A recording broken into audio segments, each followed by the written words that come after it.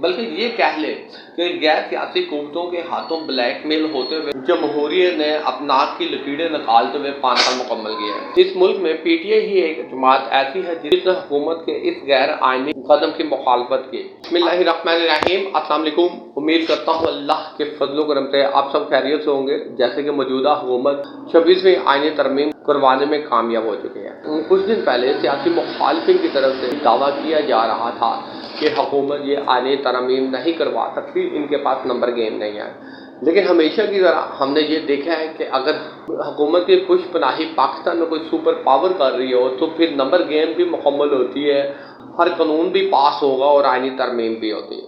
ویسے تو regime change کے بعد سے لے کر اب تک پی ٹی آئی نے سیاسی محاذ جو کھول کر رکھا ہوا ہے، اس میں حکومت کو کافی زیادہ سیاسی مزاحمت کا سامنا تو کرنا پڑا، لیکن ہر سیاسی مزاحمت کا سامنا کرنے کے بعد ہم نے یہ ضرور دیکھا ہے کہ حکومت کسی طرح سے دو پیج لگا کر فیصلے اپنے حق میں کروا لیتی ہے اور اینڈ پہ جا کر پی ٹی آئی کو کسی نہ کسی طرح سے شکست ہوتی ہے۔ اب یہ دیکھ لیں کہ 8 فروری کے الیکشن لوگوں نے پی ٹی آئی کو ووٹ دے، بلکہ پی ٹی آئی والوں کا کہنا ہے کہ وہ اکثریت سے جیتے ہیں۔ اس کا مطلب ہارے ہوئے لوگوں کی ہے۔ پی ٹی آئی والوں کا دعویٰ ہے کہ یہ عوامی مینڈیٹ چوری کر کے آئے۔ اگر عوامی مینڈیٹ چوری کر کے آئے ہیں تو پھر اس کا مطلب یہ ہوا کہ قومی اور صوبائی اسمبلیاں جو وہ ہیں وہ کیا ہیں، وہ جلد سازی ہیں اور حکومت کیا اس وقت جلد سازی سے کام لے رہی ہے۔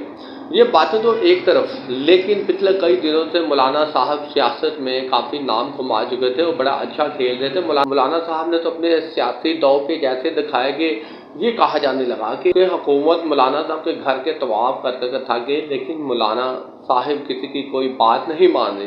پھر سننے میں آیا کہ جو مسودہ ہے وہ مسودہ مولانا صاحب کو منظور نہیں ہے۔ پھر سننے میں آیا کہ مولانا کا مسودہ جو ہے مولانا اپنا ایک مسودہ لے آئے ہیں، ایک ایسا آئینی مسودہ لے آئے ہیں جو کہ حکومت کو تسلیم کرنا پڑ رہا ہے۔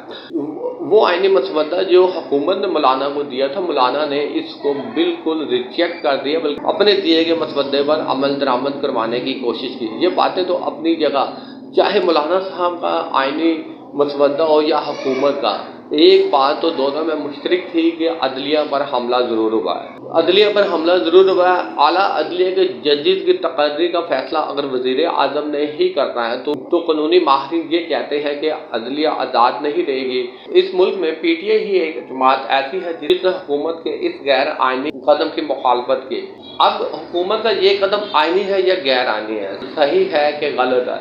میرے خیال میں آئین کو تحفظ دینے، آئین کو بچانے اور آزاد عدلیہ کا بھرم رکھنے کی جو ذمہ داری عائد ہوتی ہے وہ سب سے پہلے وکلاء، بار کونسل اور عدلیہ میں کام کرنے والے قاضیوں پر ہوتی ہے، کیونکہ یہ لوگوں کا جینا مرنا، اٹھنا بیٹھنا، روزی روٹی جو ہے وہ اسی شعبے سے منسلک ہے۔